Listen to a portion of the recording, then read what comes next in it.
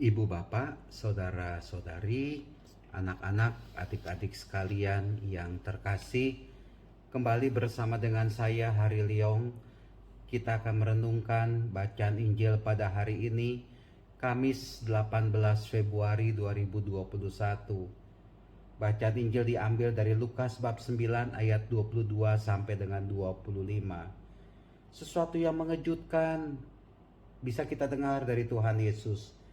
Bahwa Tuhan Yesus mengatakan kepada para muridnya bahwa anak manusia, yaitu Yesus sendiri, harus menanggung banyak penderitaan dan ditolak oleh tua-tua, imam-imam kepala, dan ahli-ahli Taurat, lalu dibunuh. Inilah dia sesuatu yang menurut saya,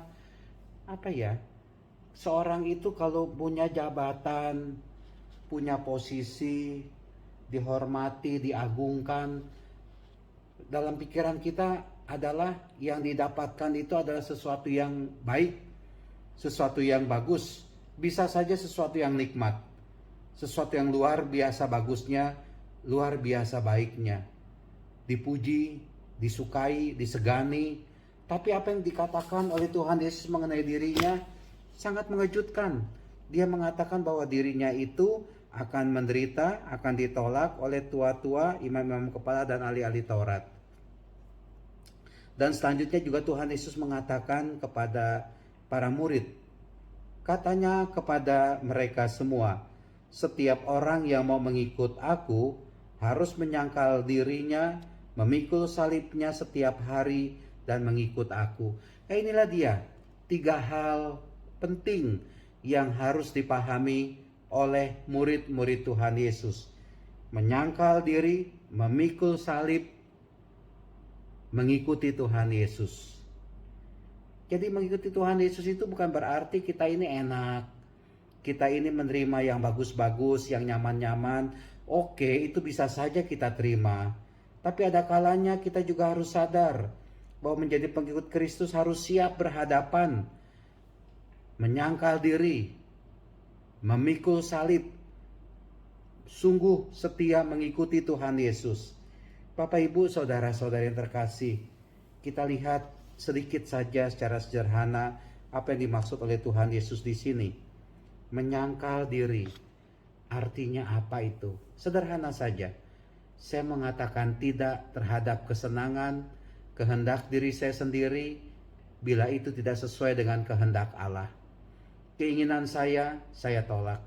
Saya menolak kehendak saya, bila kehendak saya itu, keinginan saya itu bertolak belakang dengan keinginan kehendak Tuhan Yesus.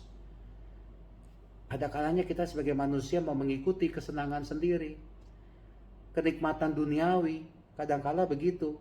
Tapi kalau kita mau menyangkal diri, kita mau mengatakan tidak terhadap itu semua, karena semuanya itu bukannya membuat kita semakin kuat dalam iman, tapi membuat kita semakin manja atau membuat kita semakin jauh dari Tuhan, dan bisa saja membuat kita ini jatuh ke dalam dosa. Karena kita begitu mengikuti kehendak sendiri, akhirnya segala hal dicari untuk bisa mencapai apa yang saya kehendaki, menghalalkan segala cara, meskipun cara itu salah.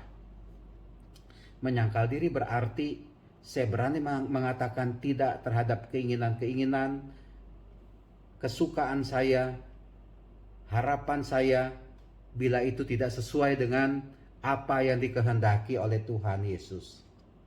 Memikul salib. Saya pikir dengan kata memikul salib, kita ini mau dilatih oleh Tuhan Yesus menjadi orang yang beriman yang sungguh kuat. Enggak cengeng dalam iman kita. Sakit sedikit, marah-marah. Kena batuk sedikit, ngomel-ngomel. Kena demam, marah-marah.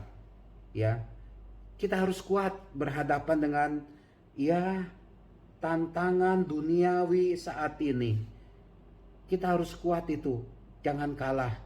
Ya, kita harus berani memikul, menerima kesulitan, derita, kesusahan. Sebab itu semua sebenarnya bukan membuat kita hancur, tapi yang namanya kesulitan, penderitaan, kesusahan, itu membuat kita semakin kuat.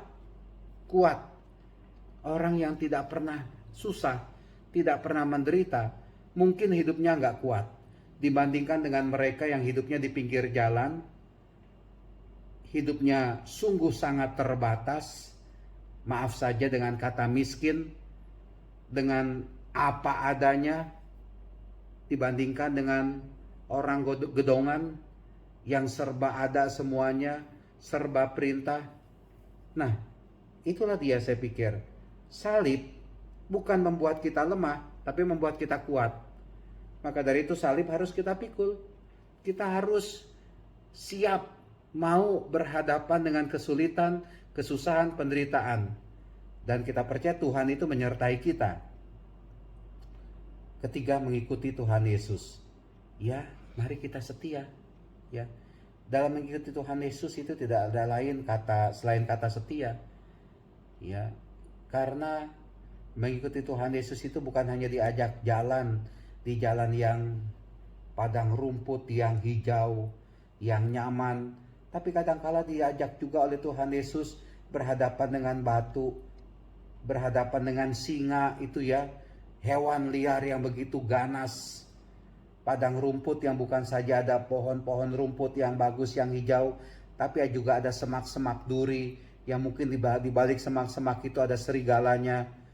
Tapi itulah dia, kita tetap mau berjalan setia bersama dengan Tuhan Yesus. Apapun juga yang terjadi, kita mau tetap setia.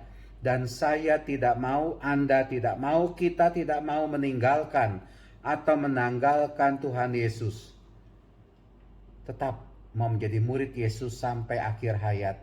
Tetap mau beriman, percaya kepada Tuhan Yesus sampai akhir hayat. Nah, Bapak Ibu, saudara-saudara terkasih, semoga Tuhan memberkati, Tuhan melindungi, dan Tuhan menguatkan kita sekalian sebagai murid-muridnya. Amin.